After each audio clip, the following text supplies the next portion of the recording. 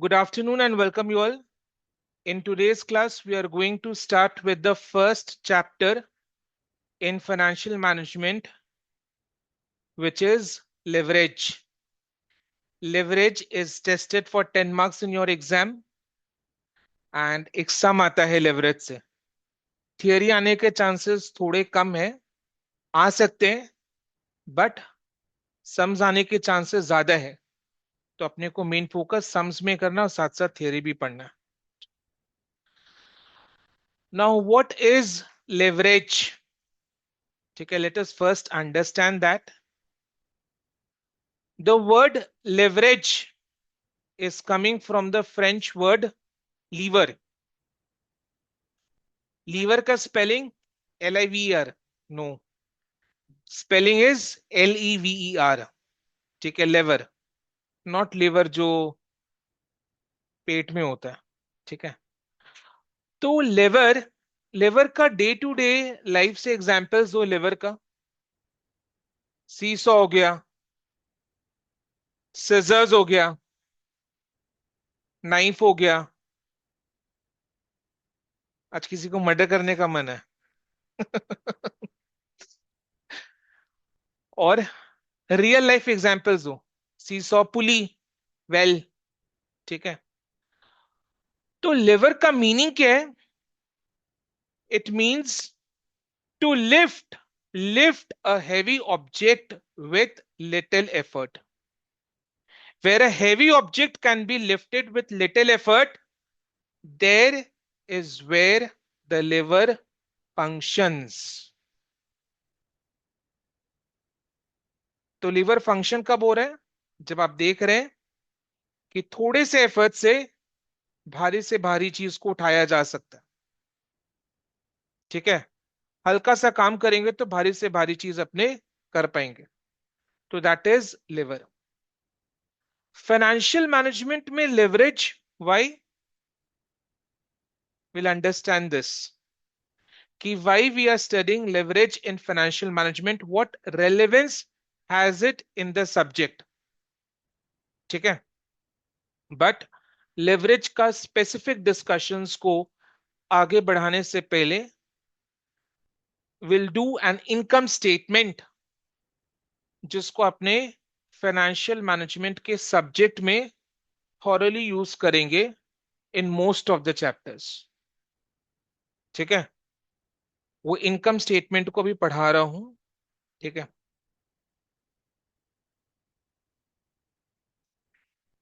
अच्छा, income statement.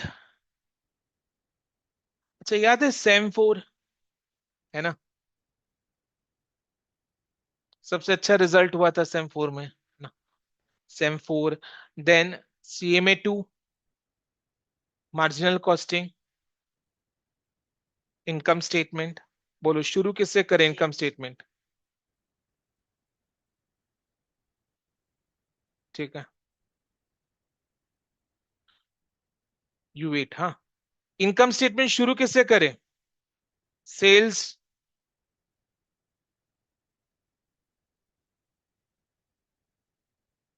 Sales से क्या लेस करें? हाँ, जिन लोग कॉलेज में क्लास अटेंड कर लिए तुम लोग थोड़ा शांत रहो. ठीक है. सेल से क्या लेस करें? Variable cost. Why? because variable cost varies according to the number of units produced and sold. There are two types of cost: variable cost and fixed cost. इन दो में से सबसे ज्यादा क्लोज कनेक्शन सेल्स के साथ किसका है? वेरिएबल कॉस्ट का है. बिकॉज वेरिएबल कॉस्ट का जो अमाउंट है that varies in direct proportion to the number of units produced and sold. तो सेल से सबसे पहले अपने क्या लेस करते हैं? वेरिएबल कॉस्ट को. ठीक है. तो सेल से सबसे पहले लेस करेंगे वेरिएबल कॉस्ट. अच्छा, अपने क्या करते हैं, साथ में लिखते भी जाते हैं टू सेव टाइम. ठीक है. चैप्टर का हेडिंग दे दो लिवरेज. लिवरेज का मीनिंग मैं थोड़ी देर में लिखाऊंगा, उससे पहले इनकम स्टेटमेंट.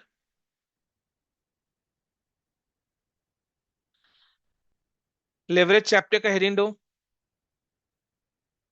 इनकम स्टेटमेंट लिखो और मेरे साथ इनकम स्टेटमेंट बनाओ।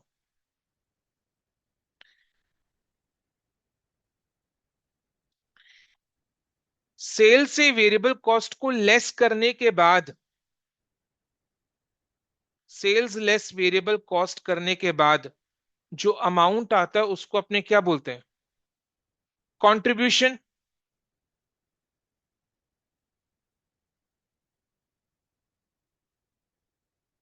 आप थोड़ी देर बाद पार्टिसिपेट करना, ठीक है आयुष? ठीक है। Sales less variable cost is equal to contribution. Contribution, why the name contribution? Because it is contributing towards the recovery of fixed cost. Sales में से वेरिएबल कॉस्ट को माइनस करने के बाद जो अमाउंट आ रहा है, that is named as contribution, because this amount is contributing towards the recovery of fix cost. ये जो कंट्रीब्यूशन निकला है ना, इससे अपने फिक्स कॉस्ट का खर्चा को निकालेंगे, इससे अपने फिक्स कॉस्ट का खर्चा को निकालेंगे, राइट? Yes no? तो कंट्रीब्यूशन से क्या लेस करोगे? फिक्स कॉस्ट, बिकॉज कंट्रीब्यूशन से अपने फिक्स कॉस्ट का खर्चा को निकालेंगे।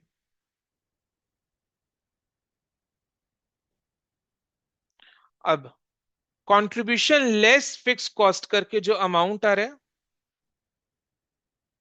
That is termed as, that is called profit, जो अपने मार्जिनल कॉस्टिंग के चैप्टर में सीखे थे, प्रॉफिट। बट अभी फाइनेंशियल मैनेजमेंट में इस अमाउंट को क्या बोलना है, ध्यान से सुनो। Earnings, earnings before interest and tax. Let me explain, क्या बोलेंगे? Earnings before interest and tax. Why? Because अभी तक, यहां तक अपने इंटरेस्ट का एक्सपेंस को माइनस नहीं किए, टैक्स का एक्सपेंस को माइनस नहीं किए। तो ये इंटरेस्ट का एक्सपेंस और टैक्स का एक्सपेंस माइनस करने से पहले का अमाउंट है। That is why it is called earnings before interest and tax. Short में क्या हो जाएगा ये? E B I T. ठीक है। अपने को कॉपी में क्या लिखना है? E B I T caps में लिखना है और ब्रैकेट्स में लिखना है इसका पूरा फॉर्म। ठीक है। Earnings before interest and tax. Earnings before interest and tax क्यों बोला जा रहा है इसको? बिकॉज यहां तक हमने इंटरेस्ट का एक्सपेंस और टैक्स का एक्सपेंस माइनस नहीं किया। क्लियर?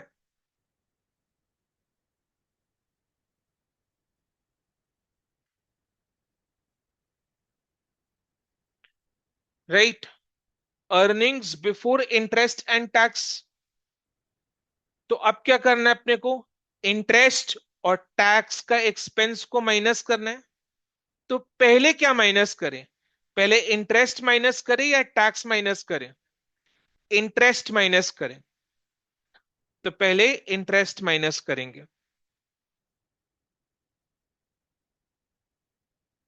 इंटरेस्ट का खर्चा को माइनस करने के बाद जो अमाउंट आता है उसी पर अपने प्रॉफिट कैलकुलेट करते हैं। ये पीजीबीपी का चैप्टर में सीखा है। जब अपने बिजनेस इनकम कैलकुलेट करते हैं तो इंटरेस्ट ऑन बोरोड कैपिटल को एज एक्सपेंस ट्रीट करके माइनस करते हैं, करके जो अमाउंट आता है उस वो हमारा इनकम है, प्रॉफिट, पीजीबीपी, राइट? तो पहले इंटरेस्ट को माइनस करेंगे, because interest is a tax deductible expense. ये सब जो वन लाइनर्स बीच में आ रहे हैं ना, interest is a tax deductible expense, आगे चैप्टर्स में यूज होगा। क्या interest? Interest is a tax deductible expense मतलब क्या? टैक्स कैलकुलेट करने से पहले इंटरेस्ट का खर्चा को माइनस कर देते हैं, तो हमारा प्रॉफिट या इनकम कम हो जाता है, तो टैक्स कम आता है, तो इंटरेस्ट का खर्चा से अपने को टैक्स बचता है, टैक्स सेविंग्स होता है। चीज समझ में आ रहा है? ज्ञान घुस रहा है कि नहीं माथा में? खर्चा को माइनस करे तो इनकम कम हो रहा है, तो टैक्स कम लग रहा है, तो इंटरेस्ट की वजह से मेरा टैक्स कम लग रहा है, बच रहा है। सेविंग्स हो रहे हैं, सेविंग्स इन टैक्स। ठीक है, तो इंटरेस्ट को माइनस किया। अब देखो हमने क्या किया, earnings before interest and tax में से लेस किया इंटरेस्ट, तो जो अमाउंट आएगा वो अपने क्या बोलेंगे, अर्निंग्स बिफोर टैक्स। आप अर्निंग्स बिफोर टैक्स बोलो या प्रॉफिट बिफोर टैक्स बोलो, it is one and the same thing. I prefer to call it profit before tax because ये ज्यादा यूज होता है मार्केट में। ठीक है, प्रॉफिट बिफोर टैक्स ज्यादा यूज होता है मार्केट में। Otherwise we can also call it as earnings before tax. Earnings before tax बोलो या प्रॉफिट बिफोर टैक्स बोलो, it is the same thing. Okay, now अब प्रॉफिट बिफोर टैक्स में से क्या लेस करोगे, टैक्स एक्सपेंस। तो अपने क्या करेंगे, प्रॉफिट बिफोर टैक्स निकाला, उसके ऊपर टैक्स का रेट यूज करके टैक्स का अमाउंट निकालकर टैक्स को माइनस करना है। टैक्स को माइनस करने के बाद जो अमाउंट आ रहा है that is called, should be called profit after tax. Profit before tax में से टैक्स को लेस कर दिया, करके जो अमाउंट आएगा that is profit before tax, PAT. Profit after tax, sorry, my mistake. Profit before tax में से टैक्स को लेस करके जो अमाउंट आ रहा है that is called profit after tax, PAT, PAT, profit after tax. ठीक है, ये वही प्रॉफिट है जो अपने कॉर्पोरेट अकाउंटिंग में फाइनल अकाउंट्स में statement of profit and loss prepare करके जो net profit, profit after tax calculate करते हैं ना, ये वही प्रॉफिट है जो FM में अपने ये वाला इनकम स्टेट, इस तरीके से इनकम स्टेटमेंट को बनाकर कैलकुलेट करेंगे। कॉर्पोरेट अकाउंटिंग में क्या करते हैं, प्रॉपर एक statement of profit and loss बनाते हैं to calculate profit after tax. FM में वही प्रॉफिट आफ्टर टैक्स कैलकुलेट करने के लिए इस तरीके से इनकम स्टेटमेंट को ड्रॉ करना है। ठीक है, क्लियर। तो profit after tax, this is the amount of net profit. अब नेट प्रॉफिट से क्या होगा, डिस्ट्रीब्यूशन होगा, distribution of dividends to the share holders. There are two types of share holders, equity share holders, preference share holders. तो सबसे पहले dividend किसको distribute होगा, प्रेफरेंस शेयर होल्डर्स को। तो इससे पहले अपने प्रेफरेंस डिविडेंड देंगे, इससे इससे सबसे पहले अपने प्रेफरेंस डिविडेंड पे आउट करेंगे, प्रेफरेंस डिविडेंड पे आउट करेंगे।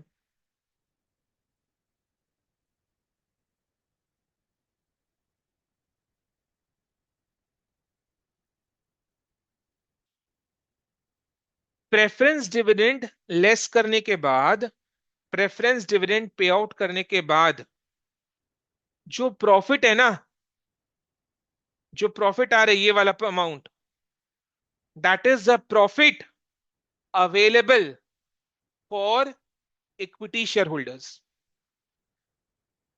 बिकॉज अपने क्या कर रहे हैं, प्रॉफिट आफ्टर टैक्स से प्रेफरेंस डिविडेंड पे आउट कर रहे हैं, करने के बाद जो प्रॉफिट बच रहा है that is what, profit available for equity share holders.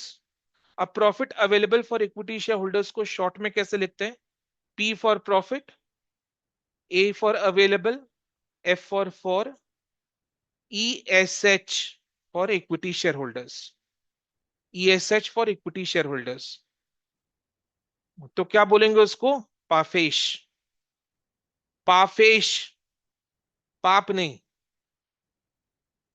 पाफेश। ठीक है, ज्योतिष को यार एक्सप्रेशन ऑफ ओके।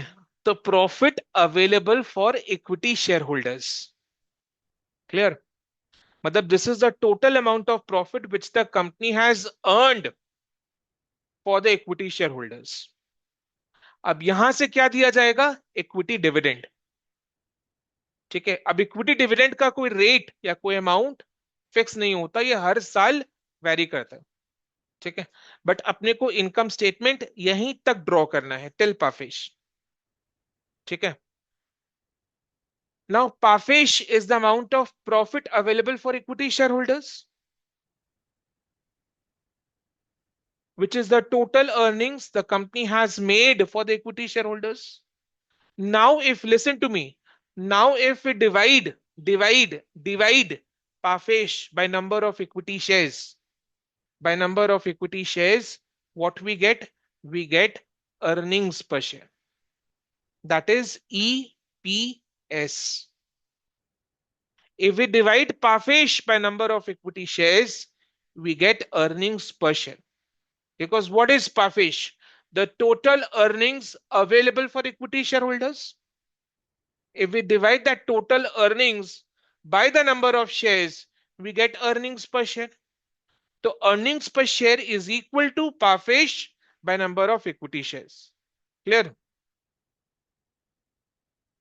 इसके नीचे ये इनकम स्टेटमेंट का पार्ट नहीं, earnings per share is not part of income statement. Income statement till पाफेज तक है, बट इनकम स्टेटमेंट के नीचे ऐसे डबल लाइन ड्रॉ करके इनकम स्टेटमेंट को क्लोज कर देंगे. करके नीचे में you can write note earnings per share is equal to Parfesh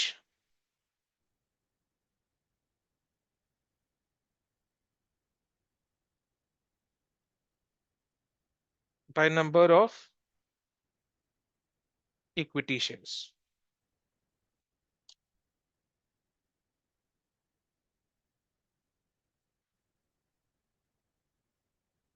Clear? Easy? Very easy. Sales less variable cost is equal to contribution less fixed cost is equal to EBIT. EBIT आना चाहिए अब. ठीक है? Get used to EBIT, not profit. EBIT less interest is equal to PBT less tax is equal to profit after tax PAT less preference dividend is equal to Parfesh, and Parfesh by number of equity shares is equal to earnings per share. ठीक है? Okay. अब ध्यान से सुनो, अपने एक task लेंगे अभी. मैं आपको एक डेटा दूंगा, डेटा को कॉपी करना है, इनकम स्टेटमेंट ड्रॉ करना है. ठीक है? इनकम स्टेटमेंट ड्रॉ करना है. बट अपने क्या करेंगे, जैसे इनकम स्टेटमेंट कैसे ड्रॉ करेंगे, ये वाला इनकम स्टेटमेंट ड्रॉ करेंगे. ठीक है? हम लोग को क्या करना है, अमाउंट के लिए 3 कॉलम होना चाहिए. बिकॉज मैं आगे और भी कुछ करवाऊंगा उस इनकम स्टेटमेंट में, और भी कुछ करवाऊंगा, तो उसके लिए जगह बनाना है. हम लोग को अभी क्या करना है, मैं आपको डेटा दूंगा, आपको कॉपी करके इनकम स्टेटमेंट इस तरीके से बनाना है. पर्टिकुलर्स हो गया, लिखना नहीं है अभी. पर्टिकुलर्स हो गया, अमाउंट रुपीस, अमाउंट बैठाना है, करेक्ट अमाउंट बैठाना है. बट अमाउंट के कॉलम के बगल में 2 कॉलम का जगह लेकर चलना. 2 कॉलम का जगह लेकर चलना, एक अमाउंट का कॉलम का और एक परसेंटेज परसेंटेज इंक्रीज का कॉलम. ये 2 कॉलम्स में अपने बाद में आएंगे. ठीक है? बट आपको जो इनकम स्टेटमेंट बनाना है वो इन 4 कॉलम्स को अकोमोडेट करके बनाना है. समझ में आया? Right?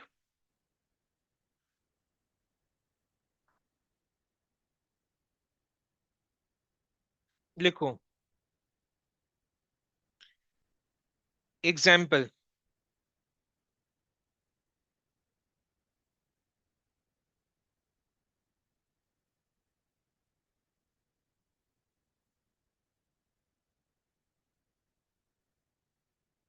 Now what is capital structure? The structure of the capital. What is capital? The amount of money which is invested in the business. तो हमारे बिजनेस में कौन पैसा लगाता है? हम खुद लगाते हैं और हमारे लेंडर्स लगाते हैं. तो बिजनेस के कैपिटल में एक ओनर्स फंड होता है, एक आउटसाइडर्स यानी लेंडर्स फंड होता है. तो that comprises capital structure of the firm. Take owners equity plus the outsiders fund like loan, debentures and etcetera. Clear? तो दैट कंप्राइजेस कैपिटल स्ट्रक्चर. लिखो equity share capital,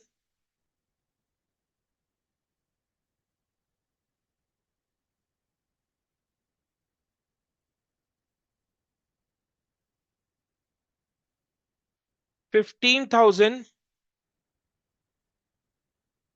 equity shares 15,000 is the number of equity shares of rupees 10 each. 15,000 equity shares of rupees 10 each, यानी equity share capital का amount कितना हो रहा है? 1,50,000। ठीक है, अमाउंट लिखने का ऐसा जरूरत नहीं है अभी। नेक्स्ट देखो, 10% loan,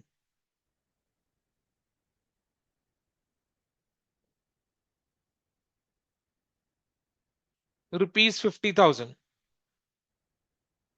what is 10% the rate of interest and 50,000 is the amount of loan, तो इंटरेस्ट का अमाउंट कितना होगा? 5,000। Roman 2,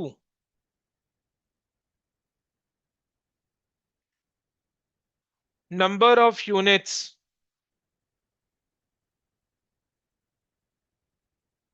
sold is equal to 10,000।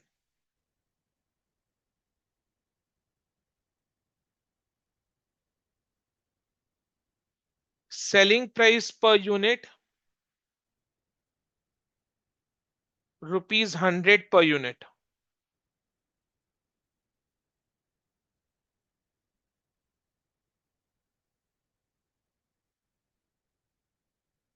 Variable cost ratio is equal to 60%।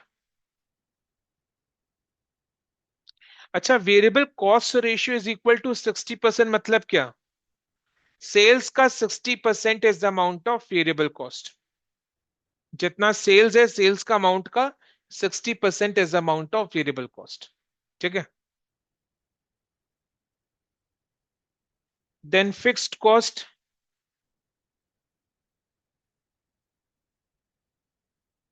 Is equal to ₹15,000।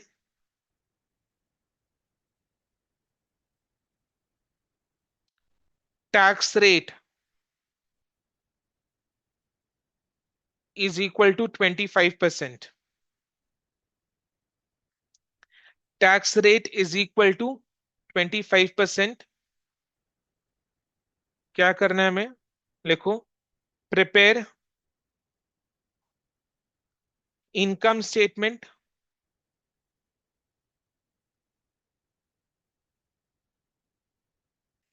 And calculate EPS. EPS का full form earnings per share. ठीक है, तो ये खुद से करो। जिन लोग को दिक्कत है उन लोग देख सकते हैं, बट होना नहीं चाहिए दिक्कत। इनकम स्टेटमेंट में अभी इस क्वेश्चन के लिए कितना कॉलम्स बनाना है? 4 कॉलम्स बनाना है। पर्टिकुलर्स का थोड़ा बड़ा कॉलम, अमाउंट रुपीस का एक कॉलम, अमाउंट रुपीस का एक और कॉलम, 2 कॉलम, और एक परसेंटेज इंक्रीज। परसेंटेज इंक्रीज किसके लिए है, तो वो मैं बताऊंगा।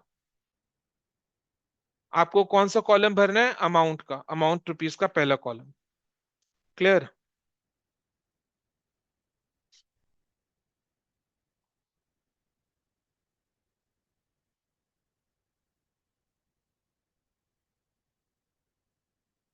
ठीक है,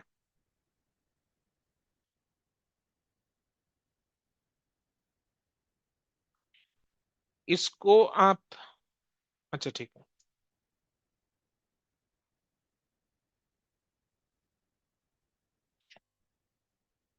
सेल्स का अमाउंट बताओ कितना यूनिट्स? हाँ, 1 लाख।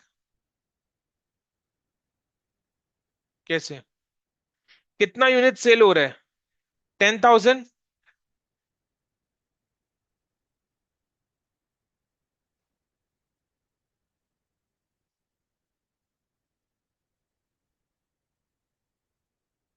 रुको रुको रुको,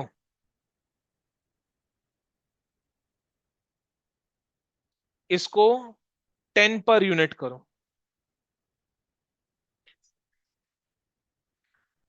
10 पर यूनिट, 10 पर यूनिट करो। सेलिंग प्राइस पर यूनिट को 10 पर यूनिट करो। सेलिंग प्राइस पर यूनिट को 10 पर यूनिट करो। ठीक है। सेल्स बताओ। 10,000 इंटू 10 इज 1 लाख। कॉन्फिडेंट है? 1 लाख लेस क्या करना है? Variable cost. Variable cost ratio कितना दिया हुआ है?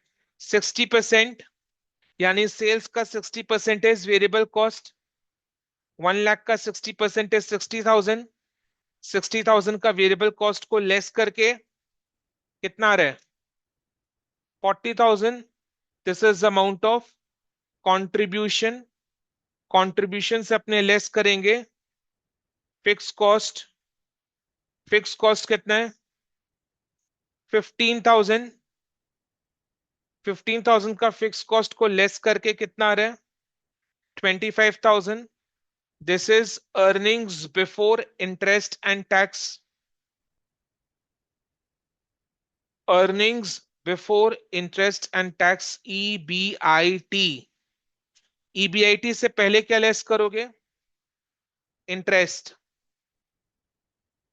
लोन का कितना अमाउंट है? 50,000। इंटरेस्ट का रेट 10% है। 50,000 का 10% इज रुपीज 5,000। सो 5,000 का इंटरेस्ट को लेस करो, कितना आ रहा है? 20,000। 20,000 इज प्रॉफिट बिफोर टैक्स हो गए छे। करो तले। Profit before tax PBT। PBT से क्या लेस करोगे? टैक्स। टैक्स का रेट कितना है? टैक्स का रेट इज 25%। 20,000 का 25% इज 5,000। PBT पर कैलकुलेट करेंगे टैक्स ना। तो PBT इज 20,000। 20,000 का 25% इज 5,000। 5,000 को लेस करो। लेस करके कितना रहे? 15,000। This is profit after tax. Profit after tax निकल गया। प्रॉफिट आफ्टर टैक्स से क्या लेस करते हैं अपने? Preference dividend. ठीक है। तो प्रेफरेंस डिविडेंड लेस करो। प्रेफरेंस डिविडेंड नहीं है ना? आया ना? नहीं है तो नहीं ले। तो पाफेश कितना आ रहा है? 15,000। Profit available for equity share holders. अब अपने को ईपीएस कैलकुलेट करने के लिए भी बोले हैं। करेक्ट। ईपीएस कैलकुलेट करने के लिए भी बोला है। ईपीएस कैसे कैलकुलेट करें?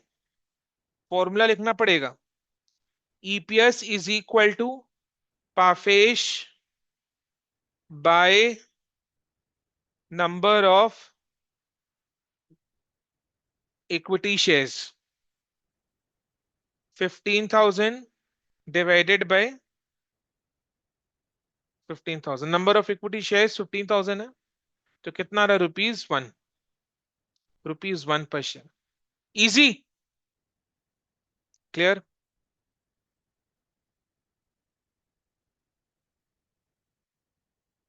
अब क्या करना है? नेक्स्ट टास्क क्या है? लिखो। लिखो। ठीक है। Now this is the next task. Now prepare income statement with 50% increase in scale of operation. Absolutely correct.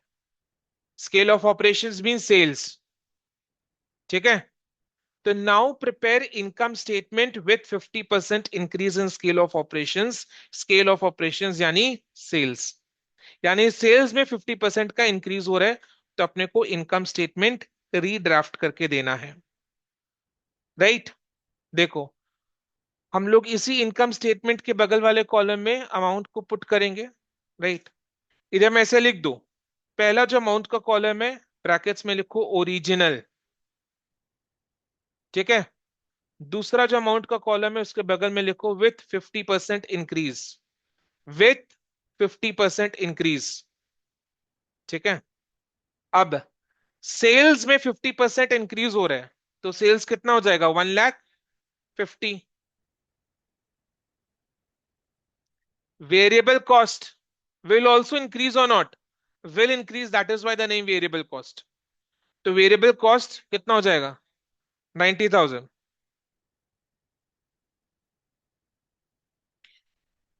Variable cost less करके कंट्रीब्यूशन कितना आ रहा है? 60,000। एक चीज आपने देखा, 60,000 इज ऑल्सो आफ्टर 50% इंक्रीज। पहले कंट्रीब्यूशन कितना था? 40,000। 40,000 plus 50% of 40,000 is 60,000। Fix cost, fixed cost will remain same. Fixed cost will not increase. Fixed cost will remain same. Fixed cost is fixed in nature, does not change with the change in the scale of operation. तो भले ही scale of operation 50% से increase हो गया है, fix cost में कोई change नहीं आएगा। तो ईबीआईटी 45,000, इंटरेस्ट रिमेन सेम 5,000।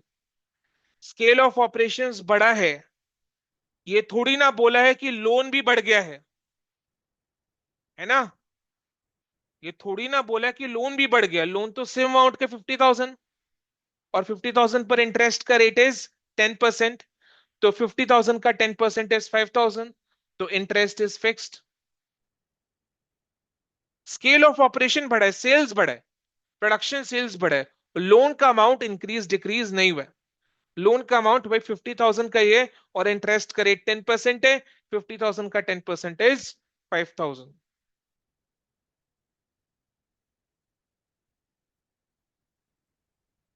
कितना रहा?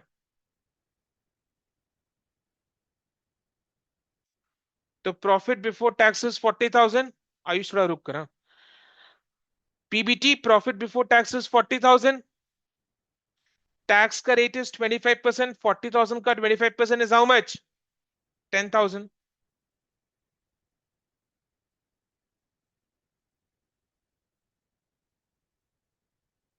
ठीक है। तो प्रॉफिट आफ्टर टैक्स कितना आ रहा है? 30,000। प्रेफरेंस डिविडेंड इज नील।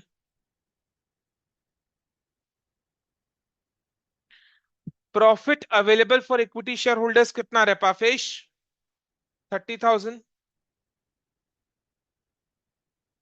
और earnings per share ₹2 per share. पाफेश divided by number of equity shares is 30,000 by 15,000 is equal to ₹2। Clear? अब हमें क्या कैलकुलेट करना है बगल वाले कॉलम में, लास्ट कॉलम में? Percentage increase. परसेंटेज इंक्रीज बताओ। सेल्स का परसेंटेज इंक्रीज कितना है? 50%।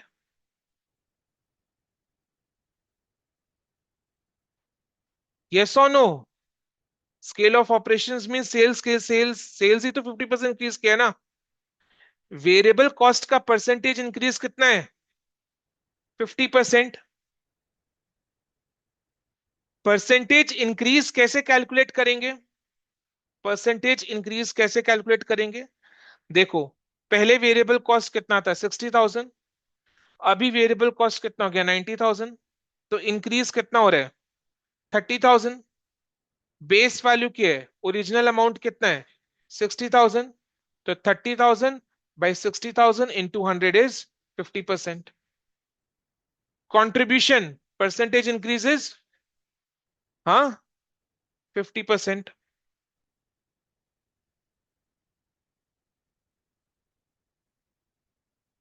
फिक्स कॉस्ट परसेंटेज इंक्रीज और decrease? Nothing. No, no movement. No movement. ठीक है। EBIT, percentage increase. Percentage increase देखो, पहले तो इंक्रीज निकालेंगे। इंक्रीज कैसे निकालोगे? ओरिजिनल अमाउंट 25,000 है, इंक्रीज होने के बाद अमाउंट इज 45,000। तो what is amount of increase? 45,000 minus 25,000, 20,000। 20,000 is the amount of increase. Base value original amount कितना है? 25,000।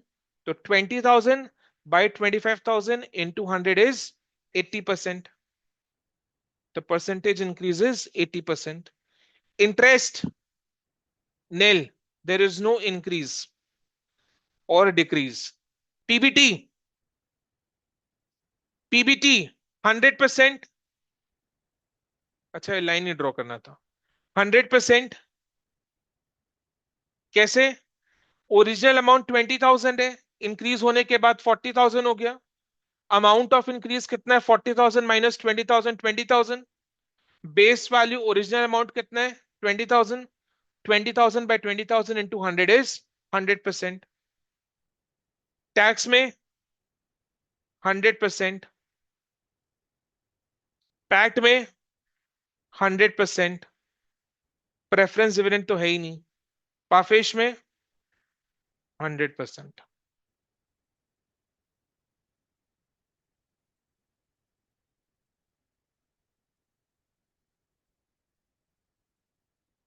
समझ में आ रहा है? यहां तक क्लियर है? किसी को कोई भी डाउट नहीं है, होना नहीं चाहिए। ठीक है, अभी कौन सा चैप्टर करे? चैप्टर का नाम क्या है? Leverage. The word leverage suddenly recalled, है ना?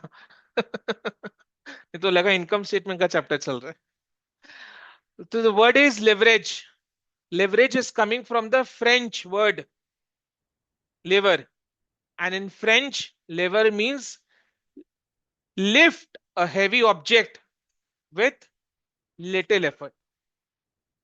Practical example, ज्योतिष को lifting me with this finger, तो with little effort he is lifting me up, है ना? क्लियर? तो दैट इज लिवर, मतलब इसका ये वाला जो फिंगर है वो लिवर का काम कर रहा है। ओके, चलो। अब इधर में देखो, परसेंटेज इंक्रीज में लिफ्ट, लिफ्ट कौन से पॉइंट पे हो रहा है? लिफ्ट कौन से पॉइंट पर हो रहा है? लिफ्ट कौन से पॉइंट पर हो रहा है? लिफ्ट कौन से पॉइंट पर? लिफ्टिंग अप कहां पर हो रहा है? Lifting up. एक सेकेंड आयुष, प्लीज। ठीक है, बाकी जन बोलो। लिफ्ट कहां पर हो रहा है? लिफ्ट यानी धीरे धीरे चलते चलते तेज रफ्तार कहां से पकड़ा परसेंटेज इंक्रीज? इस पॉइंट पर आप देखो। ठीक है, इंक्रीज इंक्रीज 50% से इंक्रीज होते होते, 50% से इंक्रीज होते होते, अच्छा, अर्निंग्स पर शेयर में भी 100% का इंक्रीज है। करेक्ट।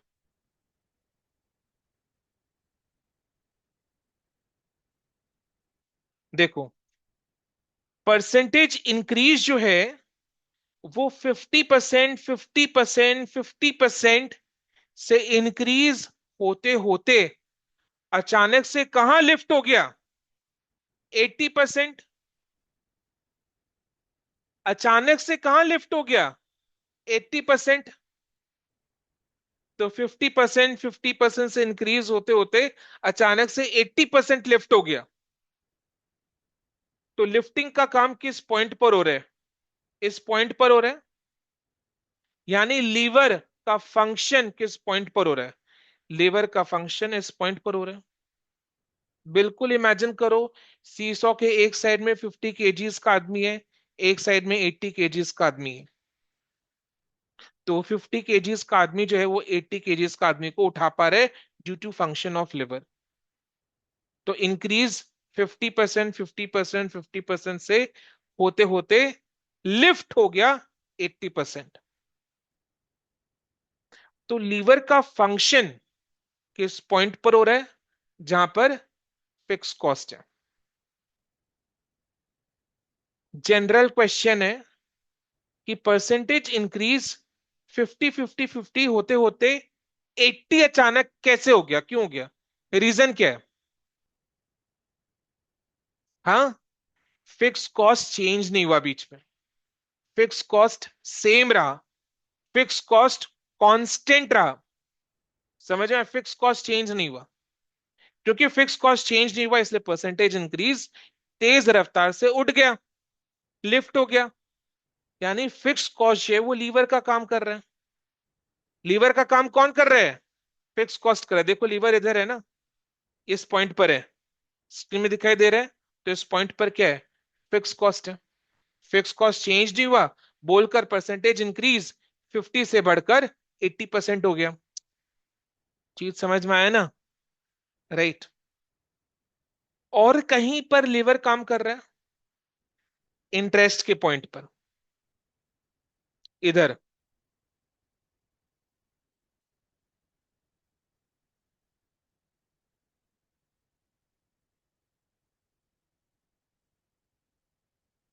इधर, क्योंकि परसेंटेज इंक्रीज 80% से लिफ्ट होकर 100% हो गया। यानी लीवर का काम हुआ, 80% से लिफ्ट होकर 100% हो गया। तो लीवर का काम इस पॉइंट पर हो रहा है जहां पर इंटरेस्ट है। यानी इंटरेस्ट लीवर का काम कर रहा है, इंटरेस्ट का अमाउंट चेंज नहीं हुआ, बोलकर परसेंटेज इंक्रीज 80% से लेफ्ट होकर 100% हो गया। यानी इंटरेस्ट लीवर का काम कर रहा है। लीवर का फंक्शन फिक्स कॉस्ट के पॉइंट पर हो रहा है, इधर हो रहा है, इधर। और इंटरेस्ट के पॉइंट पर हो रहा है, इधर। यस और नो? अब ध्यान से सुनना, कॉन्सेंट्रेट। हाँ, जब अपने बिजनेस करने जाते हैं तो क्या ये पॉसिबल है कि अपने अपने 100% कॉस्ट को वेरिएबल कर ले? कि भैया मेरा यूनिट्स बिका तो खर्चा लगेगा, जितना यूनिट्स बिका उतना खर्चा लगेगा, अदरवाइज नहीं तो नहीं लगेगा। ऐसा हो सकता है क्या? हो सकता है? बिल्कुल भी नहीं हो सकता, कभी नहीं हो सकता। इम्पॉसिबल है, प्रैक्टिकली नहीं। यानी जब अपने बिजनेस करने जाते हैं, there has to be certain amount of cost which is fixed in nature, which is fixed in nature. All the costs cannot be variable. There has to be some amount of cost which is fixed in nature, which does not depend upon the scale of operation. Does not depend upon the scale of operation. तो fix cost को लेकर ना मन में एक डर होता है। डर किस बात का होता है? कल को अगर स्केल ऑफ ऑपरेशन डिक्रीज हो गया तो फिक्स कॉस्ट का खर्चा तो उतना ही इनकर होगा। तो बिजनेसमैन के दिमाग में हमेशा एक टेंशन रहता है। टेंशन किस बात का? To earn sufficient amount of contribution to recover the fixed cost। ठीक है? तो वो टेंशन रहता है। पैंडेमिक के टाइम में क्या हुआ था? लॉकडाउन के पीरियड में फैक्ट्रीज वर शट डाउन। तो क्या उस पॉइंट पर फैक्ट्री का रेंट नहीं लग रहा था? लग रहा था। एम्प्लॉयज हुआ परमानेंट, क्या उनको सैलरीज नहीं मिल रहा था? हाँ, वर्क फ्रॉम होम करा के दे रहे थे, वो चीज अलग हो गया।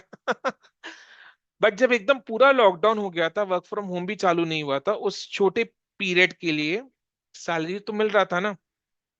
यस और नो? क्लियर? तो चाहे अपना स्केल ऑफ ऑपरेशंस बढ़े, घटे, या कुछ ऑपरेशन हो ही ना, फिक्स कॉस्ट का खर्चा तो इनकर करना होगा ही होगा। तो फिक्स कॉस्ट को लेकर एक टेंशन होता है, एक रिस्क होता है, एक रिस्क होता है ना। बिकॉज दिमाग में क्या टेंशन चल रहा है, मेरे दिमाग में क्या टेंशन चल रहा है कि I should earn sufficient amount of contribution so that I can recover the rent cost. समझ में आया ना? कम से कम इतना स्टूडेंट्स पढ़ा लूं या जो भी है, कि कम से कम फिक्स कॉस्ट का खर्चा निकल पाए। अब इंटरेस्ट को लेकर देखो, इंटरेस्ट को लेकर भी वही टेंशन है, बिकॉज लोन ले लिया है तो इंटरेस्ट हर साल देना पड़ेगा। अब लेंडर ये नहीं बोलेगा कि भैया आपके यहाँ प्रॉफिट होगा तो मेरे को इंटरेस्ट देना, अदरवाइज छोड़ देना, क्या बात है। ऐसा रिश्ता केवल साले साहब के साथ होता है ना? ठीक है। राइट। आप लोग बाद में समझोगे। तो लोन जब लिया है तो इंटरेस्ट का पेमेंट तो करना ही पड़ेगा, चाहे प्रॉफिट हो या लॉस हो, दैट डज नॉट मैटर। ठीक है। बिकॉज लेंडर्स को क्या दिया हुआ है? Mortgage security. तो अगर आप इंटरेस्ट का या लोन का पेमेंट टाइमली नहीं करते हो, तो उन लोग आपकी सिक्योरिटी से अपना इंटरेस्ट निकाल लेंगे। ठीक है, जो कि आप होने नहीं देना चाहते हो, बिकॉज आपका एसेट रखा हुआ है उसके पास। तो इंटरेस्ट का पेमेंट तो करना ही पड़ेगा, तो माथे में टेंशन है। क्या चीज का टेंशन है? To earn sufficient amount of EBIT so that interest का खर्चा निकल जाए। तो फिक्स कॉस्ट और इंटरेस्ट को लेकर एक टेंशन है। टेंशन को इंग्लिश में क्या बोलते हैं, बिजनेस लैंग्वेज में क्या बोलते हैं? रिस्क। तो फिक्स कॉस्ट और इंटरेस्ट को लेकर रिस्क है, और उन लोग लीवर का काम कर रहे हैं। यानी फाइनेंशियल मैनेजमेंट में लेवरेज का क्या मीनिंग है? रिस्क। सिंपल वर्ड मीनिंग क्या है? Leverage means risk in financial management. ठीक है। बिकॉज जहां रिस्क है वहां इश्क है। ठीक है। इश्क भी तो रिस्क ही होता है ना। बहुत गहरा बात बोलते हैं, बहुत वॉज वेरी डीप। ठीक है ना? तो जहां रिस्क है वहां रिटर्न है। बिना हल्का सा रिस्क लिए अपने रिटर्न को अपलिफ्ट कर ही नहीं पाएंगे। बिजनेस में बिना हल्का सा रिस्क लिए अपने रिटर्न को अपलिफ्ट कर ही नहीं सकते। तो रिटर्न को अगर अपलिफ्ट करना है तो रिस्क लेना पड़ेगा रिटर्न को अपलिफ्ट करने के लिए। यानी रिस्क क्या चीज का काम कर रहा है? It is functioning as a lever. तो risk functions as a lever to uplift the return. बिना रिस्क लिए can not uplift the return. तो risk is functioning as a lever. तो फाइनेंशियल मैनेजमेंट में लिवरेज मींस रिस्क। तो किस point पे risk काम कर रहा है? रिस्क काम कर रहा है फिक्स कॉस्ट के पॉइंट पर और इंटरेस्ट के पॉइंट पर।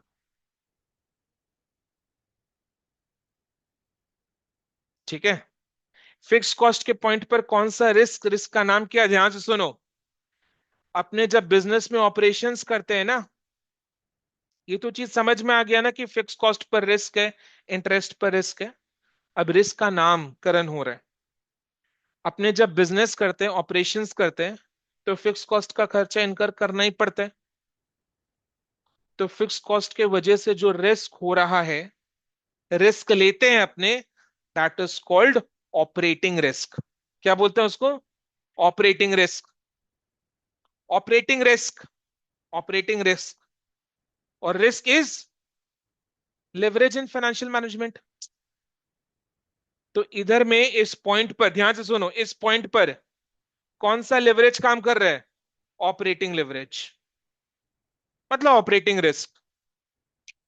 एक ही बात है ना? लेवरेज हो रिस्क हो एक ही चीज है।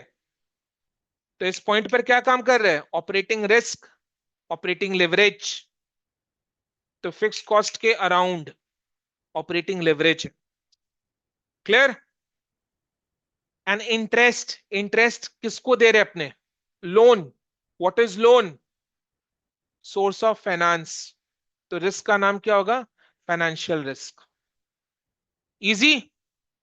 तो लिवरेज का नाम क्या होगा? Financial leverage.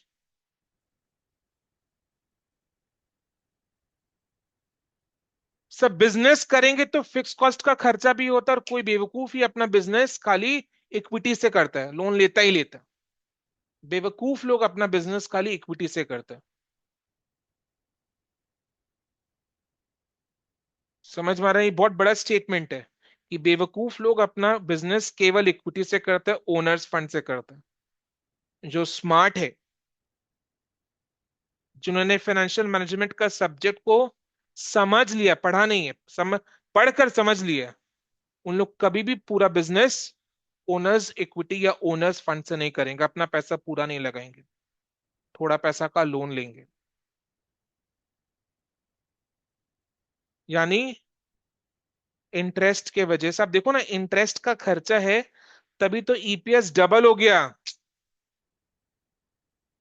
किसको किसको फायदा हुआ? ओनर्स को ना। ईपीएस किसका है? ओनर्स का है ना। तो किसको फायदा हुआ? ओनर्स को फायदा हुआ ना। इंटरेस्ट के वजह से रिस्क लिया, बट ओनर्स का अर्निंग्स पर शेयर डबल हो गया। क्लियर? तो अपने जो बिजनेस करते हैं ना, दोनों टाइप का रिस्क लेते हैं, ऑपरेटिंग रिस्क, फाइनेंशियल रिस्क। तो दोनों का कॉम्बिनेशन को बोलते हैं कंबाइंड रिस्क। तो combined risk means combined leverage. Combined risk means combined leverage. ठीक है? तो there are three types of risk: operating risk, financial risk, combined risk. Therefore, there are three types of leverage because financial management में leverage means risk, operating leverage, financial leverage, combined leverage. Operating leverage किसके वजह से हो रहा है? Fix cost, fix and financial leverage, interest. Financial leverage interest के साथ साथ एक और चीज के वजह से हो सकता है।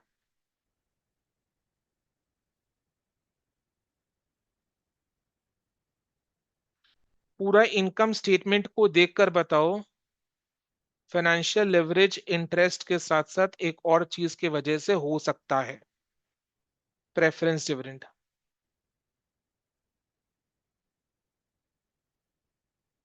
क्यों? क्या प्रेफरेंस डिविडेंड का रेट हर साल चेंज होता था तोशु? फिक्स्ड होता। तो preference dividend also, preference dividend के पॉइंट में भी लिवर का काम हो रहा है। हम लोग पूरे डिस्कशन में प्रेफरेंस डिविडेंड को एक सेपरेट क्लास में डिस्कस करेंगे। पूरे डिस्कशन में प्रेफरेंस डिविडेंड को इंक्लूड करने का काम एक सेपरेट क्लास में करेंगे। जस्ट आपको हिंट दे दिया कि इंटरेस्ट के साथ साथ प्रेफरेंस डिविडेंड भी फाइनेंशियल लेवरेज का काम करता है। ठीक है? क्लियर? बिकॉज प्रेफरेंस डिविडेंड भी फिक्स्ड, रेट चेंज नहीं हो रहा है ना, फिक्स्ड है। चीज को समझो। क्लियर? अब अब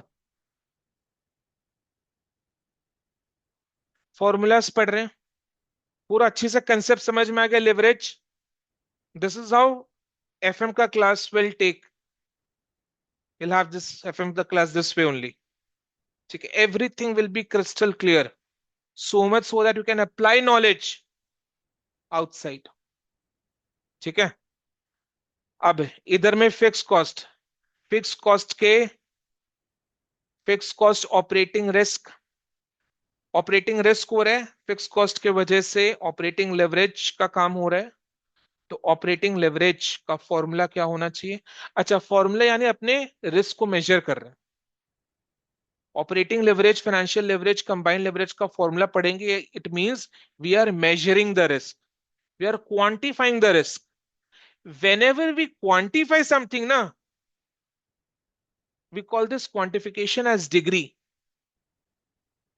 तो अपने जो ऑपरेटिंग लेवरेज को मेजर करेंगे, that measurement is called degree of operating leverage.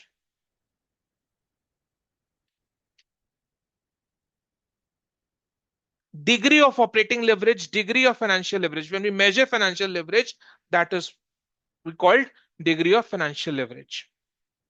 तो degree of financial leverage means measurement of financial risk. Degree of operating leverage means measurement of operating risk.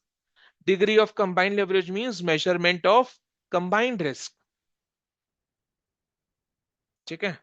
तभी अपने क्या कर रहे हैं, degree of operating leverage, D O L का formula सीख रहे हैं। लिखा दूंगा, सब कुछ लिखाऊंगा, डू नॉट वरी। ठीक है। तो कहां पर है ये ऑपरेटिंग रिस्क? इस पॉइंट पर है। इस पॉइंट पर क्या चीज का टेंशन है? जनमूल क्या चीज का टेंशन है? टेंशन इस बात का है कि बिजनेस को sufficient amount of contribution earn करना है ताकि फिक्स कॉस्ट रिकवर होके ईबीआईटी पॉजिटिव आए। इस बात का रिस्क है, इस बात का टेंशन है। तो टेंशन को कैसे मेजर करेंगे? Contribution by EBIT. Contribution by EBIT. इस पॉइंट पे क्या चीज का टेंशन है संजना? इस पॉइंट पे ये चीज का टेंशन है कि business should earn sufficient amount of contribution ताकि फिक्स कॉस्ट पूरा पार हो जाए, रिस्क पूरा कवर हो जाए और ईबीआईटी पॉजिटिव आए।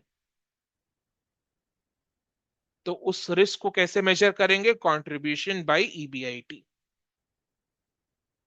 तो फॉर्मूला क्या है डिग्री ऑफ ऑपरेटिंग लेवरेज का?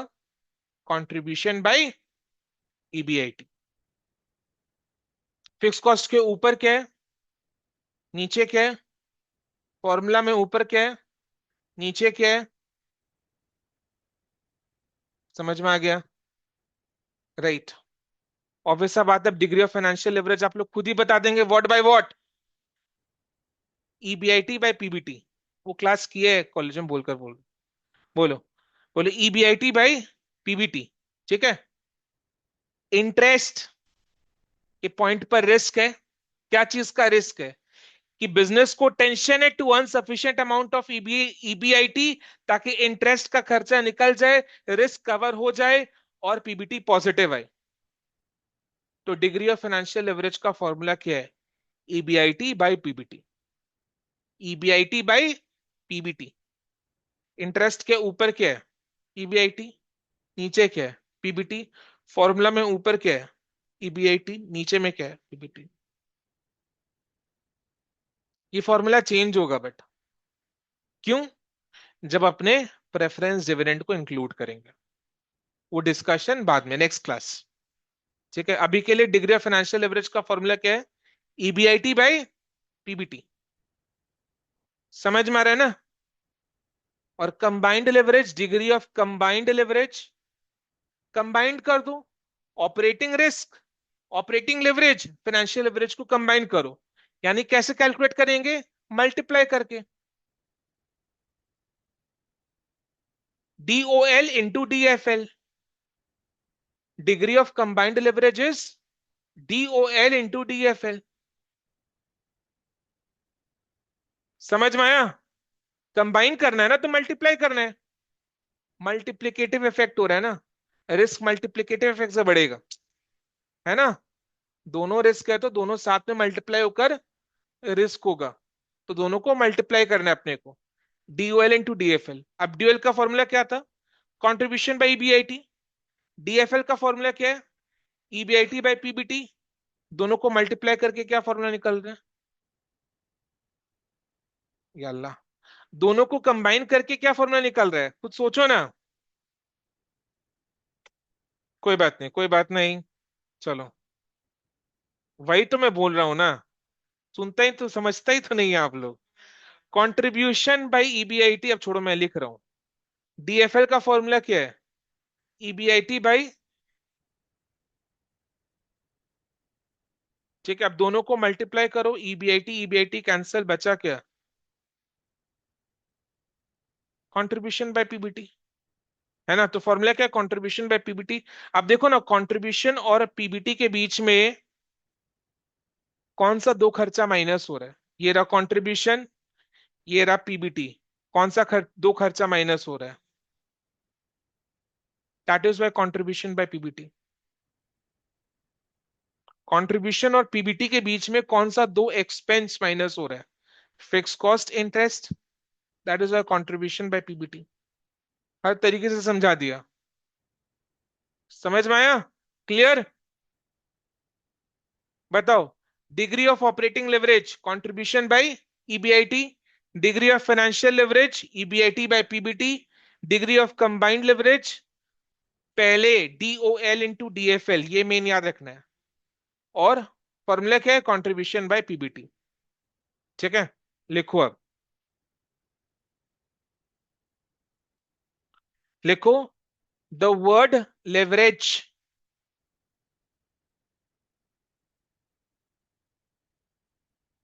The word leverage is coming from the Italian word, French word. The word leverage is coming from the French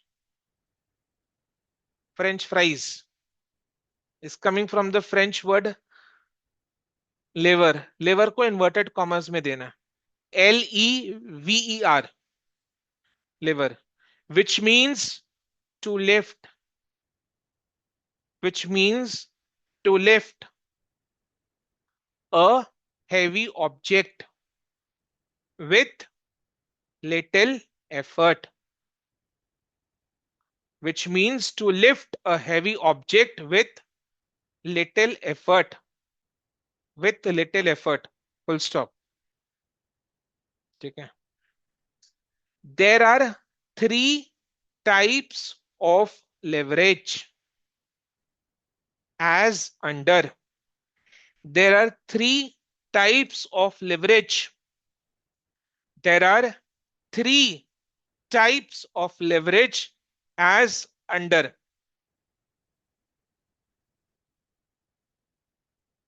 dash दो, लिखो टाइप्स ऑफ लेवरेज, अंडरलाइन कर दो। लिखो टाइप्स ऑफ लेवरेज, अंडरलाइन कर दो। Types of leverage underline कर दो करके नीचे में लिखो रोमन 1 ऑपरेटिंग लेवरेज।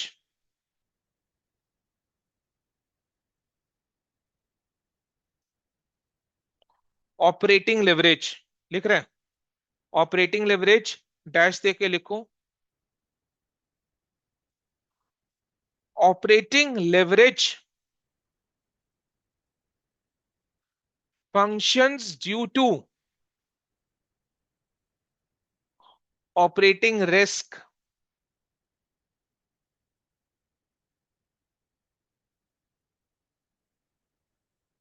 क्या लिखा है? Operating leverage functions due to operating risk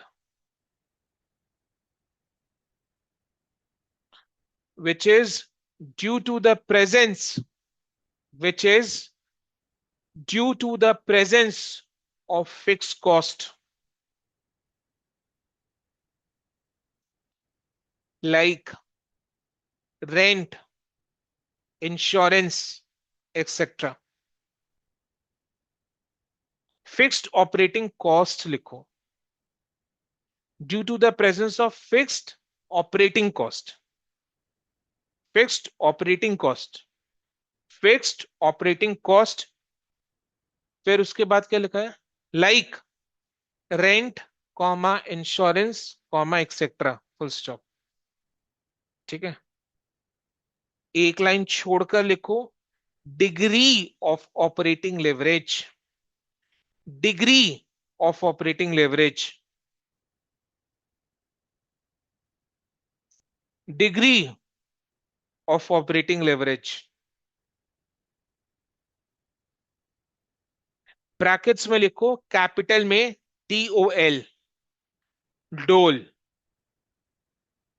ठीक है, डीओएल कैपिटल में डोल, ब्रैकेट्स क्लोज करो, इज इक्वल टू लिखो contribution by EBIT, is equal to contribution by EBIT, is equal to contribution by EBIT. ठीक है, उसके नीचे नेक्स्ट लाइन में लिखो कंट्रीब्यूशन कितना है, बोलो। 40,000। ईबीआईटी कितना है? 25,000। लिखो is equal to 40,000 divided by 25,000। Original income statement का लेंगे ना अपने, है ना। 40,000 डिवाइडेड बाई 25,000 करके कितना आ रहा है, कैलकुलेट करो, इज इक्वल टू कितना आ रहा है, 1.6 लिखो, 1.6 is equal to 1.6 is equal to 1.6 times लिखना है, TIMES। अगर केवल 1.6 लिखकर छोड़ दिए, टाइम्स नहीं लिखे, ठीक है, तो मार्क्स कटेगा। टाइम्स लिखना मैंडेटरी है, तो टाइम्स लिखना जरूरी है, राइट। तो 1.6 टाइम्स,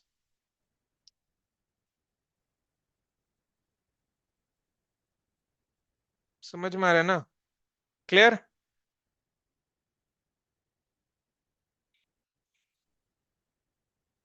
नहीं, ओरिजिनल का लेना है ना, बिकॉज ओरिजिनल इनकम स्टेटमेंट तो ये है ना। अब एक चीज देखा है, एक चीज देखो, कैल्सी में ऑपरेटिंग लेवरेज कहाँ काम कर रहा है, इस पॉइंट पर, इस पॉइंट पर परसेंटेज चेंज जो है वो 50% से लेफ्ट होकर 80% हो गया, 80% हो गया, 80% है, तो 80% बाय 50 करो, 80/50 करो कैल्सी में, 1.6 आ रहा है। 80/50 करो, 1.6 आ रहा है। यानी degree of operating leverage alternatively कैसे कैलकुलेट कर सकते हैं, 80/50 करके। Now what is 80? Percentage change in EBIT। What is 50? Percentage change in contribution. अब देखो,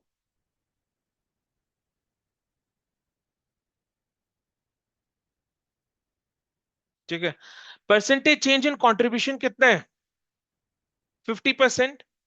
percentage change in variable cost, percentage change in sales, यानी सेल्स में 50% का चेंज है, तो ऑब्वियस सा बात है वेरिएबल कॉस्ट में 50% का चेंज होगा। तो ऑब्वियस सा बात है कंट्रीब्यूशन में भी 50% का चेंज होगा, because variable cost is a function of sales.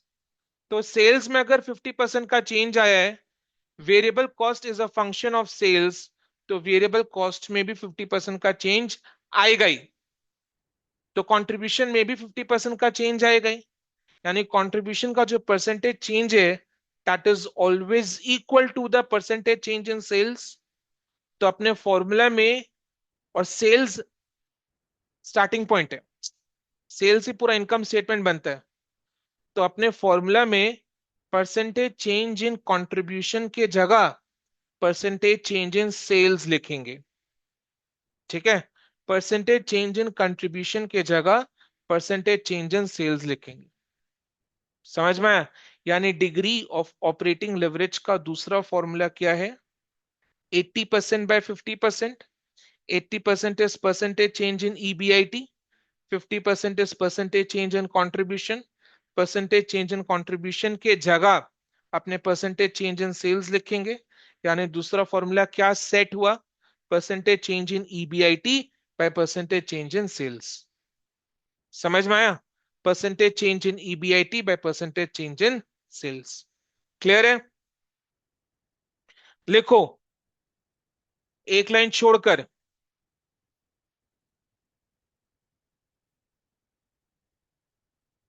DOL is equal to percentage change in EBIT। DOL is equal to percentage change in EBIT divided by percentage change in sales, divided by percentage change in sales। नीचे next line में is equal to 80% by 50%, is equal to 80% by 50%। Next line में is equal to 1.6 times. Times लिखना mandatory है, times नहीं लिखेंगे तो incomplete answer marks deduct हो जाएगा। या कुछ टीचर जीरो भी दे सकते हैं। टाइम्स लिखना जरूरी है। समझ में आया? Right. Okay. Next roman two, यानी degree of operating leverage DOL का दो फॉर्मूला क्या है? कंट्रीब्यूशन बाय ईबीआईटी, एक फॉर्मूला ये हो गया। दूसरा फॉर्मूला क्या है? Percentage change in EBIT by percentage change in sales.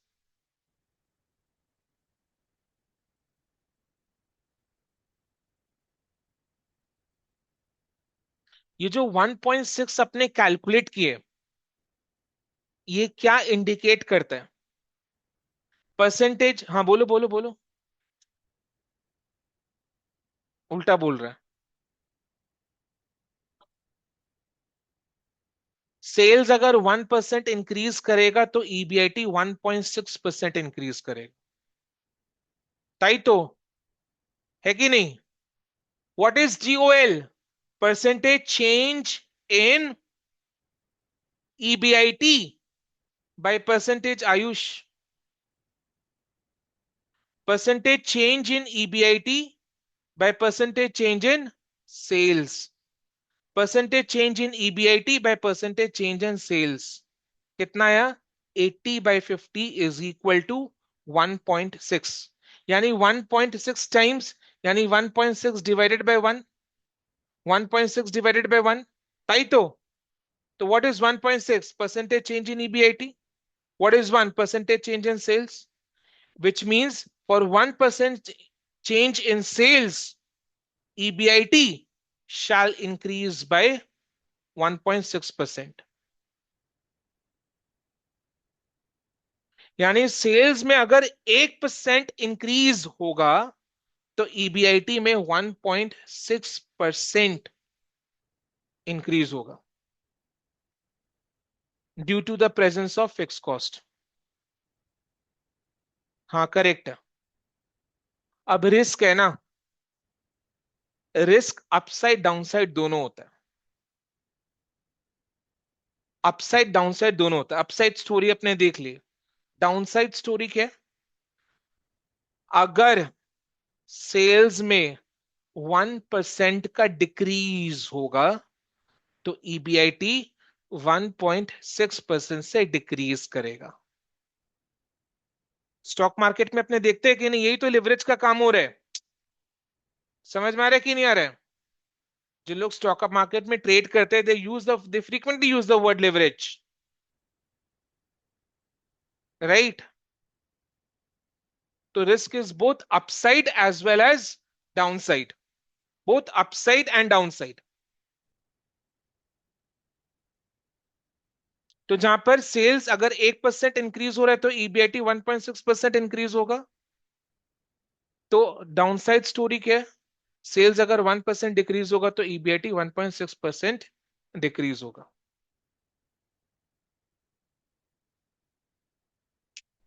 समझ में आ रहा है ना?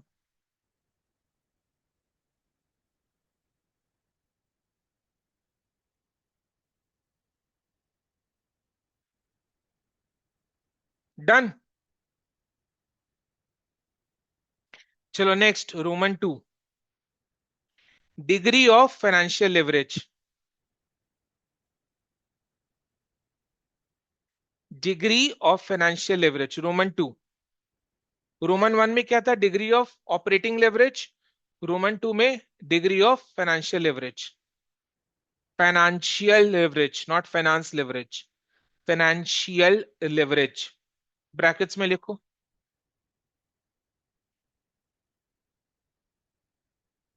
हाँ डेफिनेशन लिखाया था ना, तो डिग्री काट दो, फिर फाइनेंशियल लिवरेज लिख दो।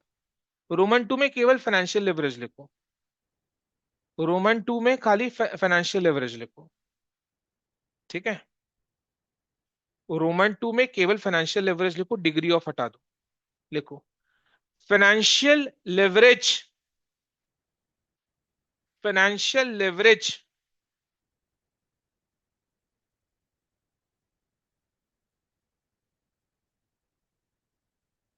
अब जैसे ऑपरेटिंग लिवरेज को लिखा था वैसे फाइनेंशियल लिवरेज को भी लिखो। ऑपरेटिंग लिवरेज के स्टार्टिंग में क्या लिखाया था, पढ़ो।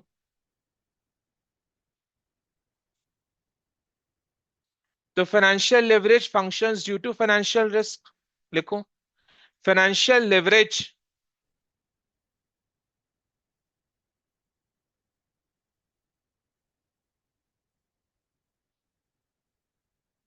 Financial leverage functions due to financial risk which is due to the presence of due to the presence of fixed interest expense and preference dividend, लिखो which is due to the presence of fixed interest expense and preference dividend. preference dividend का discussion leverage के अंदर next class होगा, ठीक है। अभी financial leverage में मैंने क्या लिखा है बताओ। Financial leverage functions due to financial risk which is due to the presence of fixed interest expense and preference dividend, full stop।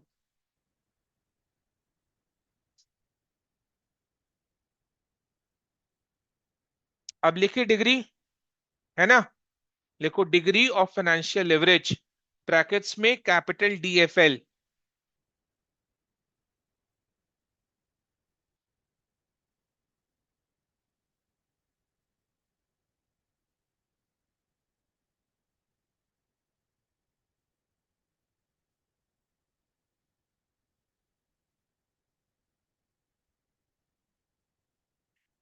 Degree of financial leverage bracket में डीएफएल, कैपिटल डीएफएल,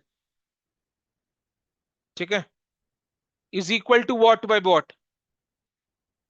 हाँ, EBIT by PBT लिखो is equal to EBIT by PBT. EBIT by PBT, है ना। अब देखो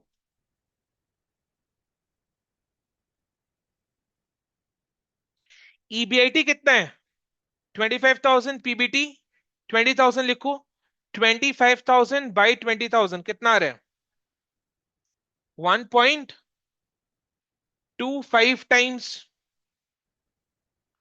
लिखो is equal to 25,000 by 20,000 is equal to 1.25 times. Yes और no, ठीक है।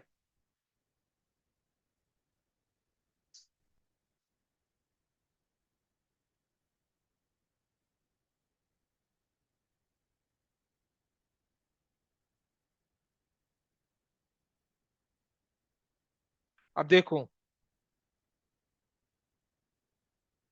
सेम लॉजिक इधर में यूज करो। इस पॉइंट पर फाइनेंशियल रिस्क है, इंटरेस्ट के पॉइंट पर इंटरेस्ट जहां पर उधर फाइनेंशियल रिस्क है, फाइनेंशियल लेवरेज काम कर रहा है, फाइनेंशियल लेवरेज का फंक्शन इस पॉइंट पर हो रहा है, तो ही जाकर परसेंटेज इंक्रीज 80% से लिफ्ट होकर 100% हो गया। 80% से लिफ्ट होकर 100% हो गया। 100/80 करो कितना आ रहा है 1.25 आ रहा है। 100/80 इज 1.25 टाइम्स, है ना। रुक जाओ, बहुत हड़बड़ी है लिखने का। चलो, अब ये जो 100% है, 100% क्या परसेंटेज चेंज इन, पीबीटी। 80% क्या है परसेंटेज चेंज इन ईबीआईटी। 100% क्या परसेंटेज चेंज इन पीबीटी। 80% क्या परसेंटेज चेंज इन ईबीआईटी। तो डीएफएल का दूसरा फॉर्मूला क्या बना, percentage change in PBT divided by percentage change in EBIT. अब फॉर्मूला लिखने से पहले एक चीज ऑब्जर्व करो, परसेंटेज चेंज इन पीबीटी कितना है 100%। परसेंटेज चेंज इन पैट कितना है 100%। परसेंटेज चेंज इन पाफिश कितना है 100%। परसेंटेज चेंज इन ईपीएस कितना है 100%। तो फॉर्मूला कैसे लिखेंगे अपने, ध्यान से सुनो। So DFL is equal to percentage change in PBT slash PAT slash पाफेश slash EPS divided by percentage change in EBIT. ठीक है, समझ में आया ना? Because percentage change in PBT is same as percentage change in PAT is same as percentage change in PAFISH is same as percentage change in EPS which is 100%। ठीक है, लिखो DFL is equal to DFL is equal to percentage change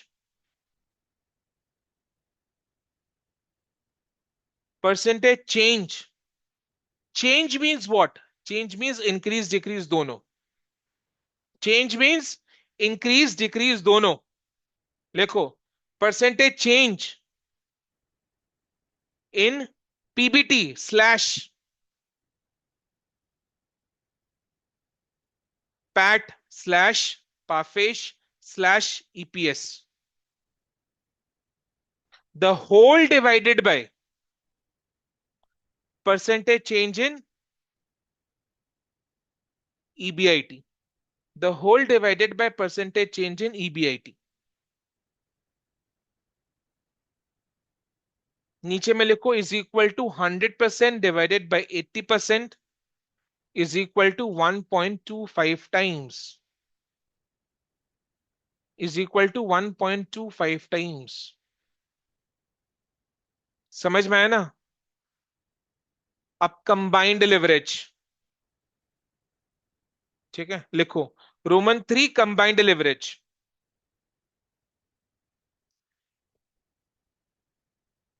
इसका मतलब कोई भी formula use करो एक ही रिजल्ट आता है। डीओएल के दो फॉर्मूला है, contribution by EBIT and percentage change in EBIT by percentage change in sales. दोनों को यूज करने से सेम आंसर आएगा, दोनों एक ही फॉर्मूला है, एक ही रिजल्ट देगा। ठीक है, दोनों एक ही रिजल्ट देगा।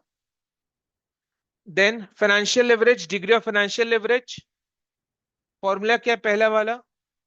EBIT by PBT, EBIT by PBT. ये चेंज हो जाएगा जब प्रेफरेंस इवेंट को लेकर आएंगे। ठीक है, हल्का सा चेंज होगा जब प्रेफरेंस इवेंट को लेकर आएंगे। और दूसरा फॉर्मूला क्या? Percentage change in PBT slash PAT slash पाफे slash EPS by percentage change in EBIT. दोनों सेम आंसर देगा। Clear?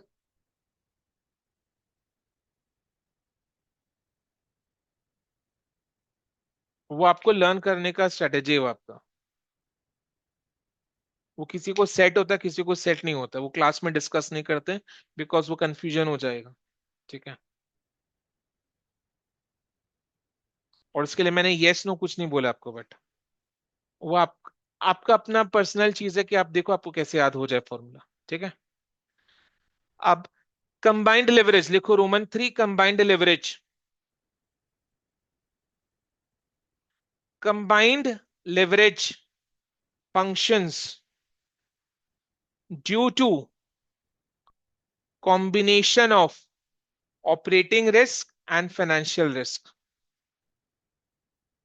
Combined leverage functions due to combined leverage functions due to combination of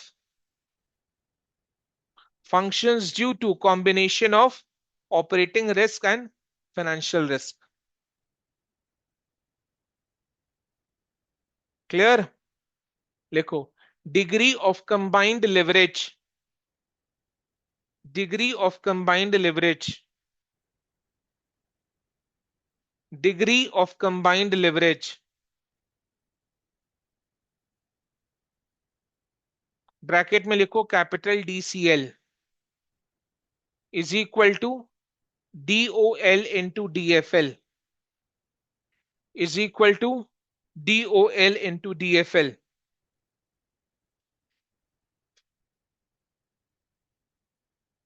है ना? DOL इंटू DFL DOL क्या है? Contribution by EBIT. DFL क्या है? EBIT by PBT. दोनों को मल्टीप्लाई करके ईबीआईटी कैंसिल हो जाएगा, बचा क्या? Contribution by PBT. तो नेक्स्ट फॉर्मूला लिखो, DCL is equal to contribution by PBT. DCL is equal to contribution by PBT. तई तो है ना?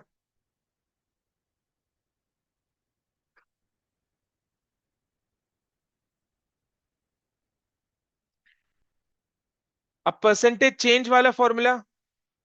अच्छा, फॉर्मूला बैठाने से पहले आंसर लिखो।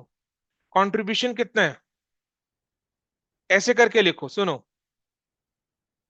अपने DCL को पहले लिखे DOL इंटू DFL।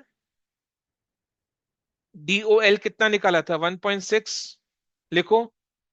DFL कितना निकाला था? बगल में लिख लो, 1.25।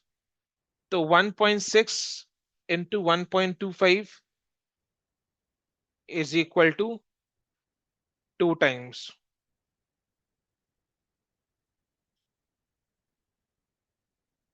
ठीक है, ये फर्स्ट फॉर्मूला के बगल में लिखना है।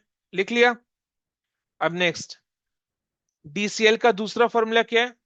Contribution by PBT. कंट्रीब्यूशन कितना है? 40,000। पीबीटी कितना है? 20,000 इज इक्वल टू कितना? 2 टाइम्स।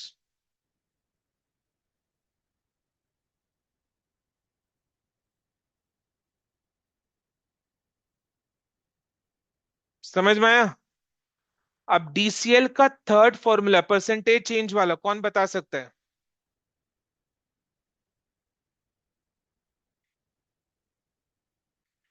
DOL क्या है? Percentage change in, percentage change in बोलो। EBIT by percentage change in sales. और DFL का फॉर्मूला क्या है? Percentage change in PBT slash PAT slash पाफेश स्लैश EPS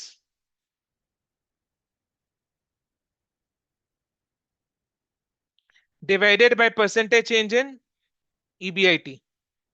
अब दोनों को मल्टीप्लाई करो, दोनों को मल्टीप्लाई करो। DCL is equal to DOL into DFL। Multiply करके क्या कैंसिल हो रहा है? Percentage change in EBIT by percentage change in EBIT। तो बचा क्या? Percentage change in PBT slash PAT slash पाफे slash CPS by percentage change in sales. है ना? लिखो, DCL is equal to percentage change in PBT slash PAT slash पाफेश slash EPS divided by percentage change इन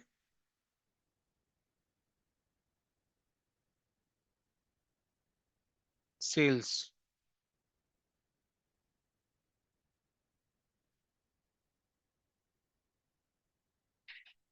कितना आ रहा है? Percentage change in PBT कितना है? 100। Percentage change in sales 50। करके देखो कितना आ रहा है? 2 टाइम्स।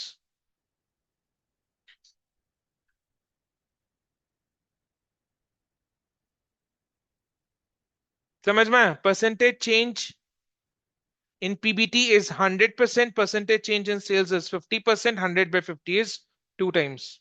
इसका क्या इंटरप्रिटेशन है, क्या इंडिकेशन है? कि सेल्स में अगर 1% का इंक्रीज होगा तो पीबीटी में 2% का इंक्रीज होगा। सेल्स में अगर 1% का डिक्रीज होगा तो पीबीटी में 2% का डिक्रीज होगा।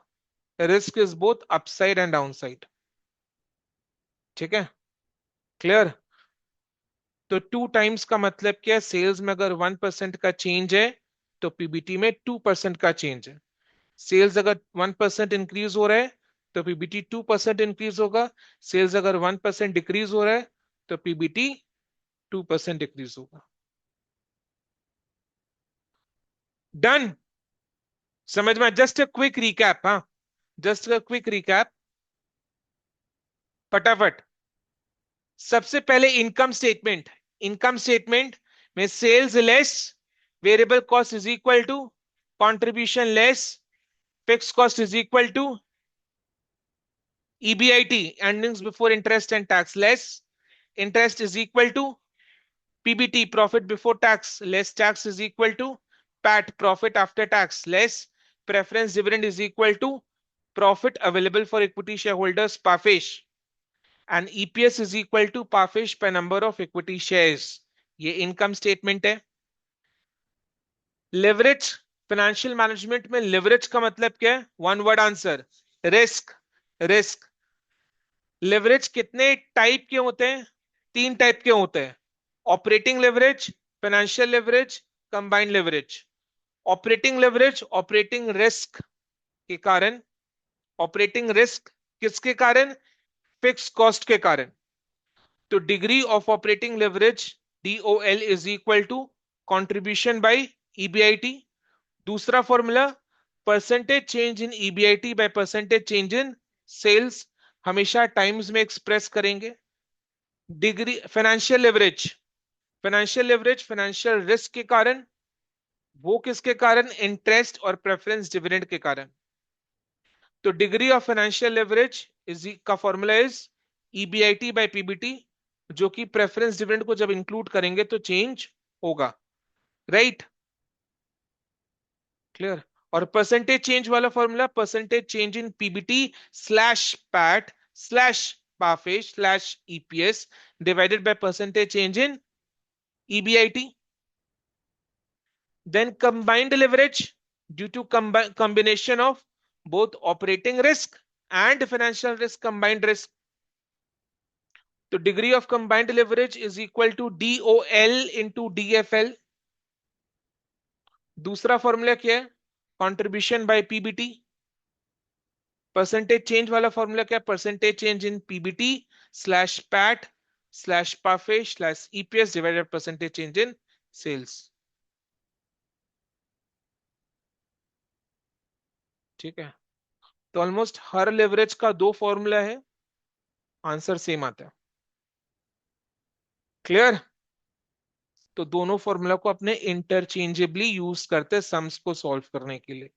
क्वेश्चंस ऐसे आएंगे जिसमें आपको दोनों फॉर्मूलाज यूज करना पड़ेगा to calculate what is required in the question. ठीक है, समझ में आज का डिस्कशन? एक सेकंड रुको। हाँ, किसी को डाउट है तो पूछो। ओके, अच्छा, वो ऑनलाइन क्लास कर रहे हैं। ठीक है, मैं ये बोल रहा था कि जैसे आज का क्लास ऐप में अपलोड हो जाएगा, जिन लोगों ने रजिस्टर कर लिया उनको ऐप का एक्सेस मिल जाएगा। ठीक है, तो all the classes will are recorded and the recordings are uploaded in the app within 2 working days of the class. So the ones who have registered, they will get app का access।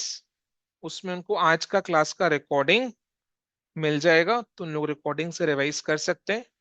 Next class in formulas को revise करके आना। ठीक है, right, okay.